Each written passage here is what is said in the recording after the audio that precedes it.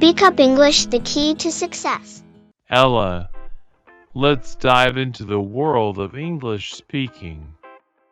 What's your go-to tip for someone trying to improve their spoken English?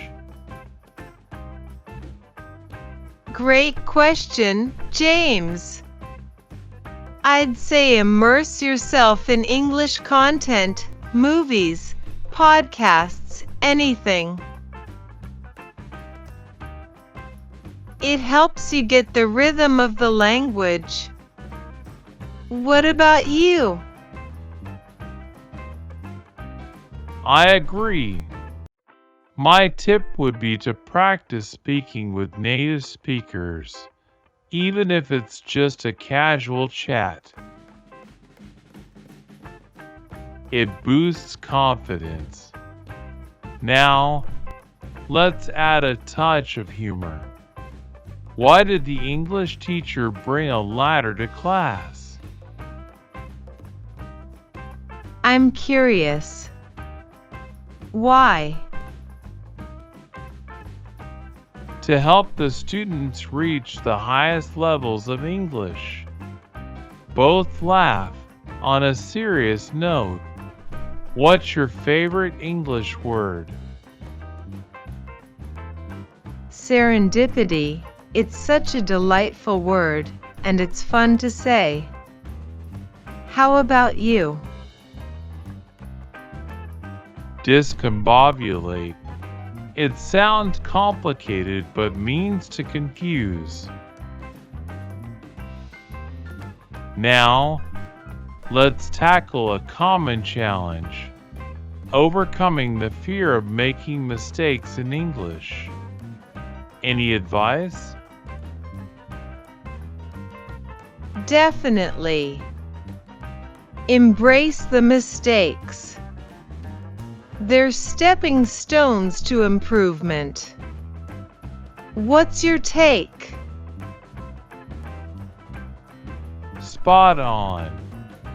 Mistakes are part of the learning process. Don't be afraid to stumble. It's how you learn to walk. Now, hypothetical scenario. If English were a superhero, what powers would it have? English would have the power of clarity, cutting through any confusion. And you? English would have the power of adaptability, fitting into any context seamlessly. Now, a lighthearted question.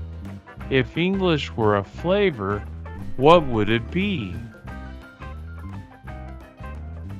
I'd say vanilla, classic and universally loved.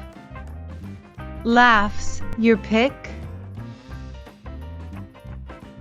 English would be a perfect blend of spices, a bit of everything, just like its vocabulary. To conclude this part, Ella, share a fun English learning memory of yours. Oh, I once mispronounced schedule in a presentation, and the whole room burst into laughter. But it taught me not to take myself too seriously. How about you? I mixed up beach and bitch once. Embarrassing, but it made for a good laugh. Last. James, let's talk about the challenges of understanding different English accents. Any tips? Absolutely.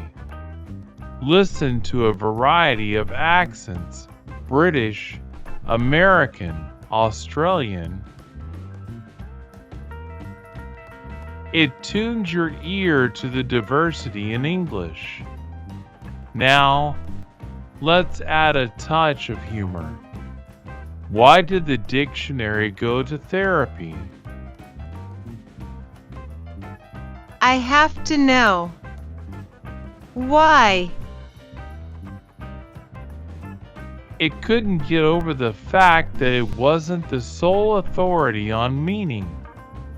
Both laugh. On a serious note, what's your favorite English-speaking activity? I love participating in group discussions. It's like a language workout. You get to flex your speaking muscles. Your favorite activity? Role-playing scenarios. It's a fun way to apply what you've learned in real-life situations. Now, let's imagine English as a travel destination. Where would it be?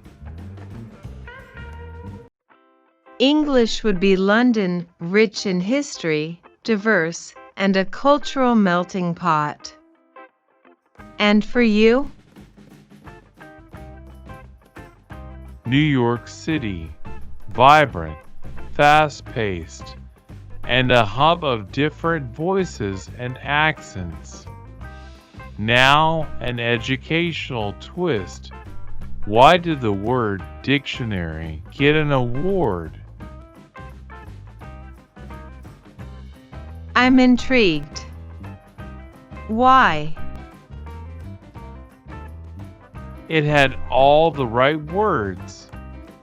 Both laugh, reflecting on our English journey. What's the most challenging English word for you to pronounce? Rural gets me every time. It's a tongue twister. How about you? Squirrel. It's a tricky one, especially at fast speeds. Now, let's tackle a common language learning struggle, building a strong vocabulary. Your advice? Read extensively and jot down unfamiliar words. Context helps them stick. And you? Flashcards are my go-to. Simple, but effective for memory. Now, a light-hearted one. If English were a dance, what dance would it be? The waltz, graceful, rhythmic, and full of etiquette. Your pick? The cha-cha, lively, a bit spontaneous, and always evolving. Last, to wrap up this part, Ella, what's your English-speaking goal for the future? I aim to be fluent enough to effortlessly switch between accents. How about you? I want to master idioms and colloquial expressions. Adds that extra flair to language.